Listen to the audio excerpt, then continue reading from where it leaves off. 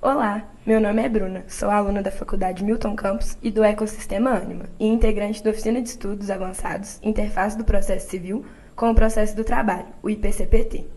No final de 2022, a oficina lançou seu quinto livro, chamado O Diálogo Indispensável da Doutrina com a Jurisprudência no Processo do Trabalho. Nessa obra, diversos autores utilizaram julgados, sejam de tribunais regionais do trabalho, do TST ou até mesmo do STF, para trazer o entendimento doutrinário e aspectos jurídicos relevantes e controversos a respeito. Hoje, nesse podcast, conversarei com uma das autoras do livro, Mônica Furtado, que escreveu o artigo Terceirização, renúncia ao direito que se funda a ação em relação à prestadora de serviços, efeitos do desconsórcio passivo e a lealdade processual. Mônica, antes de começar, se apresente, por favor, por quem não está nos escutando. Oi, Bruna, boa tarde. Primeiro, eu queria agradecer o convite. Meu nome é Mônica, eu sou advogada trabalhista, diretora de atualização jurisprudencial da OAB de Minas Gerais e membro da oficina do IPCPT. Mônica, antes da gente adentrar no mérito do artigo, eu queria que você contextualizasse um pouquinho sobre o que ele fala. Tá bom, Bruna. A questão é a seguinte, eu acho que quando a gente vê o título do artigo, a gente toma um susto, mas não é um bicho de 7 cabeças e a gente vai destrinchar ele aqui de uma forma que todo mundo vai entender.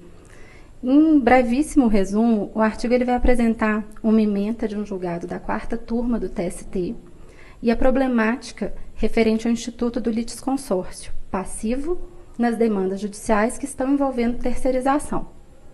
No que tange essa formação do polo passivo nas reclamatórias que discutem a terceirização dos serviços, o artigo busca analisar se o empregador formal, aquele que assinou a carteira, e o tomador do serviço desse empregado formariam que tipo de litisconsórcio.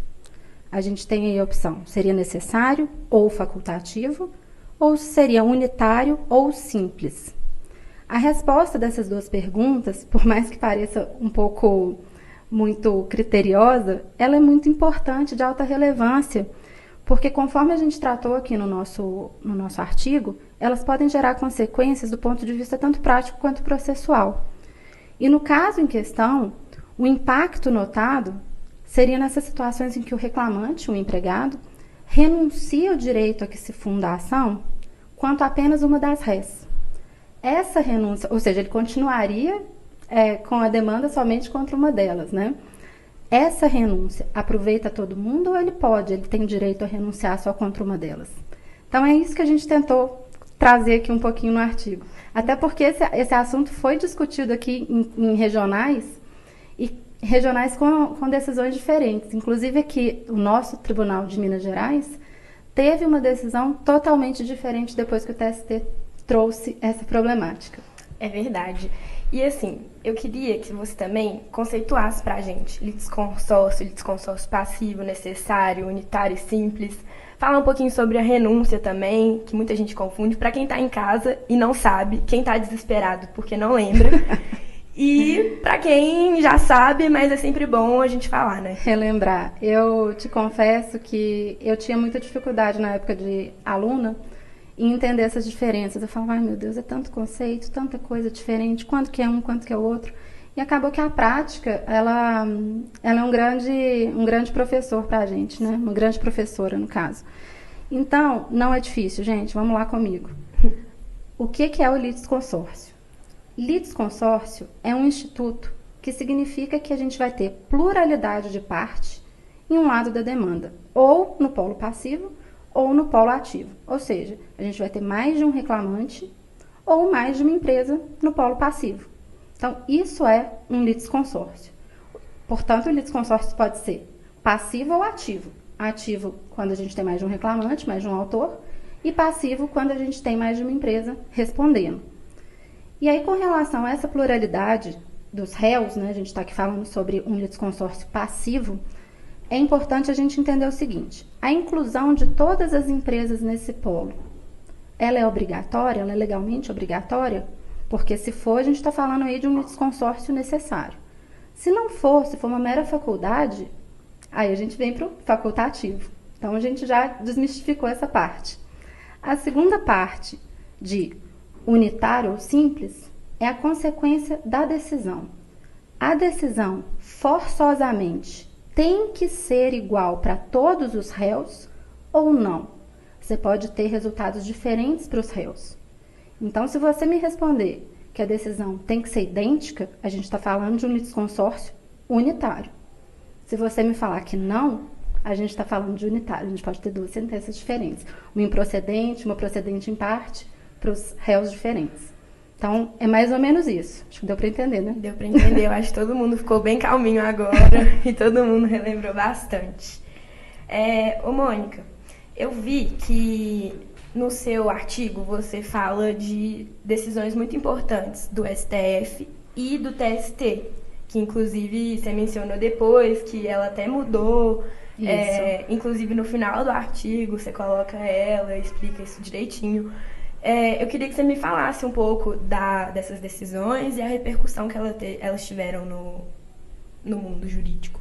Bruna, é muito legal você falar isso, né? Porque quando a gente escreve um artigo, a gente às vezes engessa, né? A situação ainda não está concretizada e foi mais ou menos o que aconteceu nesse artigo. Depois dele estar finalizado, a gente teve uma decisão do TST que, para minha alegria, estava conforme minha conclusão, né? Imagina se não tivesse. Eu ia passar vergonha. Mais 2 páginas de artigo. Não, aí eu ia ter que falar que eu continuava acreditando.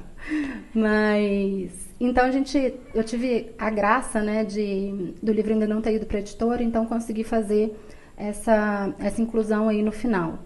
Bom, quando você está falando aí que a gente teve, que o artigo traz diversas decisões importantes, novamente, peço para ninguém desesperar. O artigo do livro fala sobre terceirização. Mas o grande questionamento que a gente trouxe aqui ele é mais processual, é mais a questão do litisconsórcio em si. A terceirização é um pano de fundo do artigo. Mas acontece que a partir do momento que ela virou um pano de fundo do artigo, a gente teve aí, evidentemente, a decisão do STF, que analisou a questão da licitude da terceirização. E vamos relembrar o que o STF falou, né? Antes do que o STF falou, como que era antes, né? A gente tinha muitas demandas, ainda temos muitas demandas, analisando a legalidade de alguma terceirização. Então, imagina, Bruna, você é empregada da empresa X, que presta serviço para a empresa Y, tá? Uhum. Essa terceirização, ela é lícita ou não? Ela é legal ou não? Antigamente, onde que a gente tinha que analisar? Onde que estava a fraude? A fraude era a atividade que a Bruna exerce, que está beneficiando a empresa Y, aquela lá de trás, que não é seu empregador formal. Uhum. É uma atividade fim da empresa? Se for, isso é uma fraude.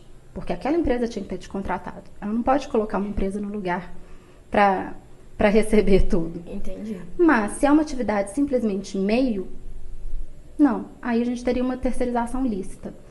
Aí você vai me perguntar, espero que você não me pergunte, Bruno, qual que é a diferença atividade fim e atividade meio? Isso depende. Agora você já está perguntando. Era uma dificuldade grande que todos os advogados tinham, inclusive os juízes, de percepção, o que é uma atividade fim e o que é uma atividade meio.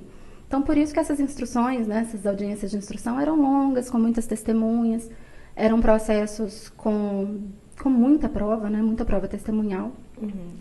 E o STF veio depois, trazendo um fim para essa discussão. E qual que é o fim? O fim é, independe de que tipo de atividade que você faz, que a Bruna faz. Pode terceirizar. Não vou falar que agora pode terceirizar tudo, não é bem isso, gente. A gente tem que lembrar que existem requisitos que têm que ser observados. Mas o fato do tipo de atividade que a Bruna exerce, que está beneficiando a empresa Y, agora não importa mais. Uhum. Então, por isso que a terceirização tem um pano de fundo muito importante nesse processo, nesse nosso artigo, né? Uhum. E aí você falou para eu não confundir uma coisa com uma coisa, outra coisa com outra, mas eu queria muito que você falasse da decisão do TST, na conclusão que eles chegaram e tal, que foi de acordo com que você... Graças a Deus. Então, assim, eu queria que você explicasse para o pessoal de casa, até para quem tem preguiça de pesquisar jurisprudência também, que aí eles já vão ter tudo mastigadinho. Não, com certeza. Como eu tinha te falado, uma coisa é uma coisa, outra coisa é outra coisa. Vamos separar a maçã do abacaxi, né? Aqui. A terceirização é o abacaxi, ali que o STF decidiu. Mas a maçã seria exatamente a questão do litisconsórcio. Uhum. O TST analisou se, nesses casos de terceirização, em que você coloca no polo tanto o seu empregador formal quanto o tomador de serviço, qual que é o tipo de litisconsórcio que isso vai formar. Ele é necessário, ele é facultativo, ele é unitário ou ele é simples. E foi aí que o TST, isso eu não estou dando spoiler não, gente, quem entrar na página do TST consegue achar isso. É verdade. Só jogar no Google. Para quem não sabe pesquisar jurisprudência, eu acho que é bom, A diretora né? de atualização jurisprudencial está aqui. Tá aí, pode contar com ela agora. Nada que o Google também não ajude, gente, não dá para esconder mais. Mas o que o TST entendeu? Exatamente que é um litisconsórcio necessário. Ou seja, você não pode ajuizar essa ação só com relação àquele tomador. A gente pensa aí até numa questão de cerceamento à própria defesa. Porque esse tomador não te conhece, não foi ele que te contratou. Né? Evidentemente que isso é polêmico, tem gente que ainda vai falar comigo que não, que seria totalmente facultativo. Mas não foi isso que o TST entendeu. E além disso, ele entendeu que seria sim um litisconsórcio unitário. Ou seja, a gente tem que ter a mesma decisão para todo mundo. Como que você condena o tomador por hora extra e você não condena o empregador formal? Não faz sentido. Tá? Então, a partir do momento que a gente teve esse parâmetro, aí vem a nossa brincadeira da renúncia, né? Que você tinha até me pedido para te conceituar a diferença de renúncia e desistência, eu esqueci. Mas a gente aproveita agora, se quiser falar. A renúncia é um direito da parte, né? Vamos começar com a desistência, que é mais fácil de entender. A desistência, ela pode ser formulada, ela pode ser apresentada até o momento em que a empresa, antes da empresa apresentar a defesa. Depois que a empresa apresentou uma defesa, cabe à empresa decidir se vai aceitar a desistência ou não. E a desistência pode ser só de um pedido, vamos dizer, equiparação salarial. Entrei com a ação contra a hora extra, adicional de salubridade, equiparação, vou desistir só da equiparação, o que for. Mas se a empresa já apresentou a defesa, a empresa tem que aceitar a desistência. E por que isso é importante? Porque às vezes o pedido foi mal formulado no inicial. Aí vem a prática, né, gente? Às vezes tem uma malícia de você não aceitar uma desistência exatamente porque o pedido foi mal formulado. Então, provavelmente, você vai ter um resultado melhor para o seu cliente, né? Mas, uma vez que você aceite a desistência, o empregado pode entrar com uma nova ação sobre esse mesmo pedido. A renúncia, não. A renúncia é um direito do empregado, que é o direito dele de renunciar, ou seja, ele está renunciando ao próprio direito. E isso, a empresa não pode falar nada, ele pode renunciar a qualquer momento. O que acontece é que ele não pode entrar de novo. Entendi. Por isso que a empresa não pode falar nada. Ele está renunciando ao direito. E aí ele que arque. Ele que arque com as consequências disso. E já que a gente passou sobre isso e tal, a gente estava conversando sobre o seu artigo, e eu lembro que você me falou que antes dessa decisão do STF, sobre terceirização e tudo mais, era muito difícil, você tinha que recorrer, ficava até... Aí, pra quem não sabe, tem agravo de instrumentos também no processo do trabalho. E é totalmente diferente, hein, gente? Muito diferente, não se enganem, presta atenção pra OAB, quem tá estudando. E você falou que tinha que ficar até em Brasília e tudo mais. E aí eu queria que a gente conversasse um pouquinho sobre isso, porque o recurso de revista é um recurso muito difícil. Quer dizer, para quem já tem prática, não é tão difícil assim. Não mas é difícil para todo mundo. É complexo. É complexo, sim. E aí eu queria que você me contasse um pouquinho como era, o que mudou na sua experiência de advocacia. O tanto que eu errei, né? Para acertar. O recurso de revista, gente, a gente sabe aí, vamos fazer só uma observação aí. Na fase de conhecimento, nos casos do processo sobre o rito sumaríssimo não ordinário, né? Que era normalmente esses casos de terceirização, ele só pode ser processado, né? Recebido processado, em alguns casos que estão elencados no artigo 896. A gente tem que lembrar aí a divergência jurisprudencial entre tribunais, né? Não adianta se apresentar todos do mesmo tribunal. Afronta à súmula, violação direta à Constituição, violação à lei federal. Então, você precisa mostrar isso no seu recurso de revista. Com a reforma trabalhista, não foi nem com a reforma, a gente teve aí também a necessidade de trazer trechos da decisão que foi recorrida. Então, é um recurso muito... que demanda muito tempo e cuidado e formalismo. Ainda mais na terceirização, que é complexo. Sim. Demanda muita prova, não pode revolver fato e prova. É aí que é o bingo. Porque o que acontece? Nesses casos anteriormente, que a gente não tinha decisão do STF, que é uma decisão vinculante, Então, a gente teria aí uma afronta, uma decisão vinculante. Então, a revista já sobe agora, assim, de elevador. Pá, ela já sobe. Antigamente, não. A gente esbarrava na súmula 126 do TST. O que essa súmula fala? Não se pode reanalisar fatos e provas no TST. Porque senão, gente, também ia ser impossível. O TST não ia conseguir julgar, não ia conseguir fazer nada. Se fosse voltar a analisar depoimento, prova, não tem a menor condição. Então, nesses casos de terceirização, normalmente, a decisão era baseada com fato e prova. Então, a gente tinha esse óbice, que era praticamente impossível de passar. Muito difícil mesmo. E você estava falando do agravo de instrumento. Gente, eu tenho uma dica de agravo de instrumento. Todo mundo ri de mim, mas vocês nunca mais vão esquecer o que é agravo de instrumento na Justiça do Trabalho. Nunca mais. Totalmente diferente da Justiça Comum, gente. O recurso de revista estava indo para Brasília, tá? Então, pegou o carro dele, acabou a gasolina, ele não conseguiu ir para Brasília. E aí, o agravo de instrumento virou para ele e falou assim, cara, eu tô indo para lá, você quer que eu te leve? O recurso de revista falou assim, uai, você tá indo, posso com você? Olha, pode. O agravo de instrumento respondeu, pode comigo. Mas, assim, eu tenho uma reunião lá com os ministros, mas não sei se eles vão te receber, não. Eu vou falar bem de você, mas não sei se eles vão te receber. Então, eu falo que o agravo de instrumento nada mais é que uma carona que o recurso de revista levou. Sim. O agravo de instrumento, os ministros vão ler, vão analisar, que o agravo de instrumento nada mais é falando bem do recurso de revista. Falando, olha, apontei sim uma violação aqui. Lê ele. Julga ele, por favor. Mas, gente, pelo amor de Deus, na prova não coloca carona. Não, gente, coloca destrancar. Por favor. Mas desse jeito vocês não confundem mais o que é agravo de instrumento na Justiça do Trabalho. O agravo de instrumento deu carona para o recurso de revista e falou bem dele lá. E estamos tentando processar ele. Então, a gente tinha... até hoje a gente tem, para ser sincera, Bruna, eu tenho casos que estão parados no TST de terceirização. Você vai me falar, Mônica, mas isso já não está resolvido? Teoricamente está. Mas aí... são muitos processos, evidentemente, muito difícil pautar tudo, né? A gente sabe sobre a demanda que tem, mas então o que a gente vislumbrou aí foi uma troca de entendimento que pegou muita gente de surpresa, né?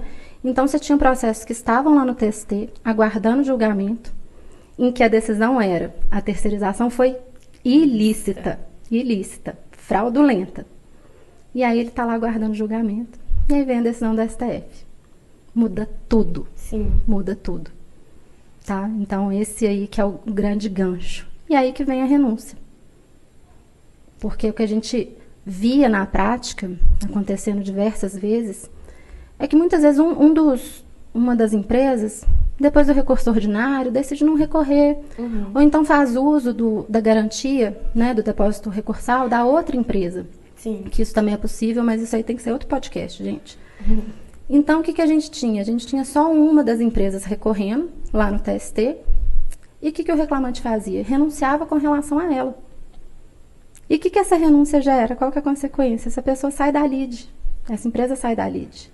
E aí transita em julgado, porque a outra empresa não recorreu. Então, é aí que é o pulo do gato. O litisconsórcio é necessário? Ele é unitário? Então, se é obrigado as duas empresas estarem lá e o resultado é idêntico, você não pode renunciar só com relação a uma delas. Verdade. Mas se você entender que é facultativo, poderia. E foi isso que o TST resolveu. Entendi. E aí, pegando um gancho nessa questão da renúncia, como uma manobra jurídica mesmo, para quem sofreu com as consequências da decisão do STF, a gente entra num ponto muito importante também no seu artigo, que é a questão da litigância de má-fé, de lealdade processual e tal. E aí eu queria que você falasse um pouquinho para mim sobre isso. Bom, essa é uma questão aí que o TST afastou nesse julgamento, tá? Não entendeu que isso seria uma manobra de má-fé. Muito embora no artigo que a gente escreveu aqui, que eu escrevi, eu entendo que é uma postura maliciosa, sim, porque o que acontece? A gente tem aí uma manipulação processual para evitar a aplicação de uma decisão superveniente que é vinculante. Isso seria má-fé? Não sei, isso aí eu deixo para cada um analisar, né? É muito difícil a gente falar de má-fé, até porque o que se presume é a boa-fé das partes, né? Sim. A má-fé tem que ser comprovada. Então, é um meio processual que pode sim ser usado? Renúncia é legal, né? A gente não está falando de uma manobra que é ilícita, né? Sim. Mas nesse ponto desse processo, por isso que eu falo que esse artigo foi muito... Precisava do pano de fundo da terceirização para a gente entender se isso é uma manobra ou se não é. Evidentemente, isso vai ficar para cada um analisar e ter também conclusões diferentes da minha, tá tudo certo. Para isso que serve um artigo, né? Para a gente questionar. Para a gente questionar, exatamente. E uma coisa que a gente... que está estabelecido é que o litisconsórcio é necessário e é unitário. Isso fechou. É isso. E no direito tudo depende. Então, cada um com a sua conclusão sobre se é má fé ou não. E o bacana, assim, que a gente vê nesse artigo, principalmente, né? Como que o direito é cíclico também. Muitas pessoas acham que não, as normas estão escritas, a legislação já está definida, mas o papel do judiciário também é fazer interpretações. Então, o direito não termina. Não termina, não é matemática, a gente não está falando de engenharia. 2 mais 2 não são 4, às vezes. A jurisprudência também é muito importante. Eu sou fã da jurisprudência, gente. Eu acho sensacional. Nem deu pra perceber. Não deu, não. O livro também nem deu pra perceber. Nem dá, né?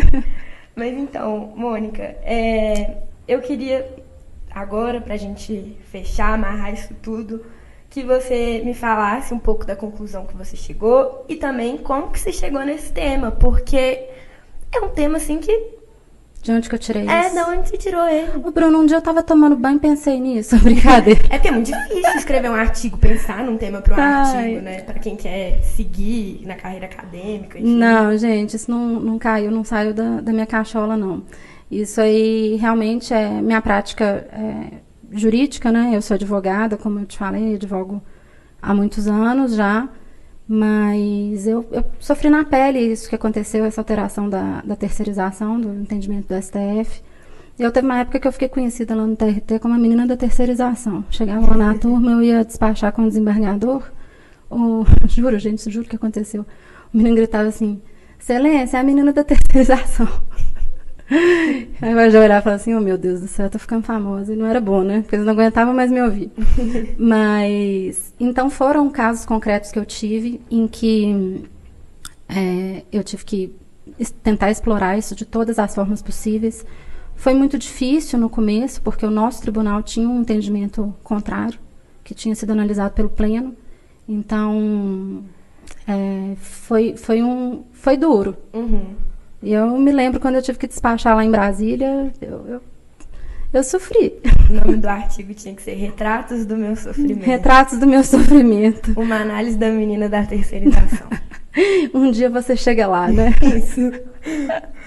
Um dia tudo Graças muda. a Deus. Aí deu tudo certo. Evidentemente, a gente não advoga, às vezes, para o que a gente... Às vezes, não necessariamente é uma tese que você concorda, mas você está advogando ali em prol de um cliente, de uma tese do cliente, né? Então, é muito bom, né? Muito satisfatório como advogado quando você vê que você conseguiu colocar no papel aquilo que você entende válido e ter a tese aceita também. E ter um respaldo, evidentemente, lá de cima, né? Isso é ótimo. Então, chegamos aqui ao final do podcast. Eu gostaria de agradecer a sua presença, Mônica. Gostaria de agradecer a todo mundo que está assistindo e ouvindo a gente. E lembrar para quem quiser se aprofundar no tema que esse e todos os outros artigos da Oficina de Estudos estão disponíveis no livro Diálogo Indispensável da Doutrina com a Jurisprudência no Processo do Trabalho, da editora Arraiz. Até a próxima. Obrigada, Bruna. Obrigada.